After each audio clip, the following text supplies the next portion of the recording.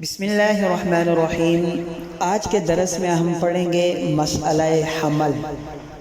آپ نے پہلے ایک مرتبہ سنا ہوگا کہ اگر کسی عورت کے پیٹ میں بچہ ہو اور اس بچے کا والد یعنی اس عورت کا شوہر فوت ہو جائے تو یہ جو بچہ ہوگا یہ بھی اس کے ترکے کا وارث ضرور بنے گا۔ اب وہ کیسے بنے گا آج کے اس سبق میں ہم آپ کو بتائیں گے، لیکن اس سے پہلے ہماری درخواست ہے آپ سے کہ آپ ہمارے چینل کو ضرور سبسکرائب کریں اگر ابھی تک سبسکرائب نہیں کیا، لائک کمنٹ اور شیئر کرنا بھی مت بھولیے گا۔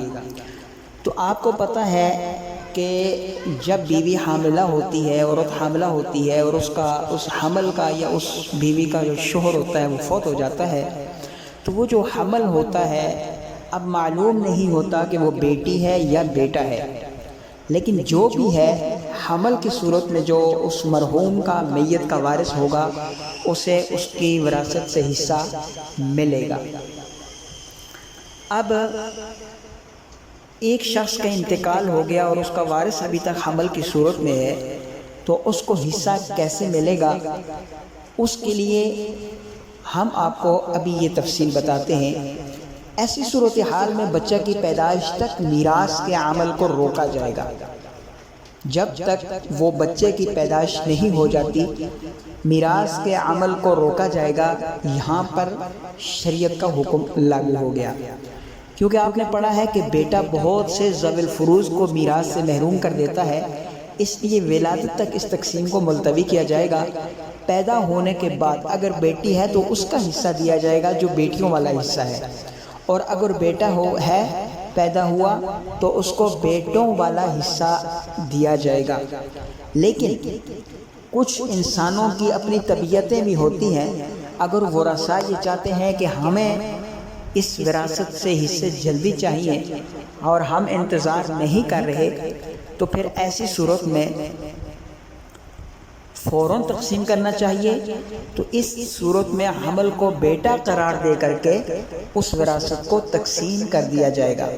یہ جو حمل ہوگا اس کو ہم بیٹا قرار دیں گے، تصورات میں یا غالب گمان کر کے یا بیٹے کا حکم لاگو کر کے بیٹے کی وراثت کو تقسیم کر دیں گے اور حمل سے بیٹے کا حصہ نکال کر محفوظ کر لیا جائے گا اور اس کے حصے کو امانت کے طور پر رکھا جائے گا۔ اب اگر حمل بیٹا ہی ہوا تو اس تقسیم کو درست قرار دے دیا جائے گا کیونکہ ہوگی ہی درست، لیکن اگر بیٹی پیدا ہو گئی تو اسے بیٹی والا حصہ دے دیا جائے گا۔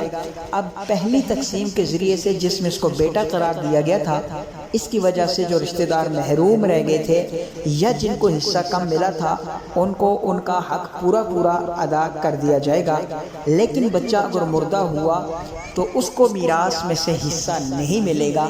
ایک بات یاد رکھیے کہ بچہ پیدا ہوا، اس نے سانس لیا، یا جس طرح بچہ پیدا ہونے کے بعد روتا ہے، وہ رویا، اس نے سانس لی، چند لمحوں بعد پھر مر گیا تو وہ بچہ وراثت کا حقدار ہوگا۔ لیکن اگر وہ مردہ پیدا ہوا تو اس کو وراثت سے حصہ نہیں ملے گا کیونکہ مرحوم کی وراثت نہیں ہوتی۔ اسی طرح فی زمانہ جدید آلات کے ذریعے سے پتہ لگانے کی کوشش کی جاتی ہے کہ اس عورت کے پیٹ میں کیا ہے، بیٹا ہے یا بیٹی ہے، تو واضح ہے کہ ان جدید آلات کا وراثت کے اوپر کوئی اثر نہیں ہوگا، کوئی تصور نہیں ہوگا۔ جو مسئلہ اوپر لکھا جا چکا، جو کہا جا چکا ہے وہی ہوگا۔ اس لیے جدید آلات کا کوئی تصور اور کانسیپٹ نہیں ہوگا۔ اللہ تعالی ہمیں سمجھ کی توفیق عطا فرمائے۔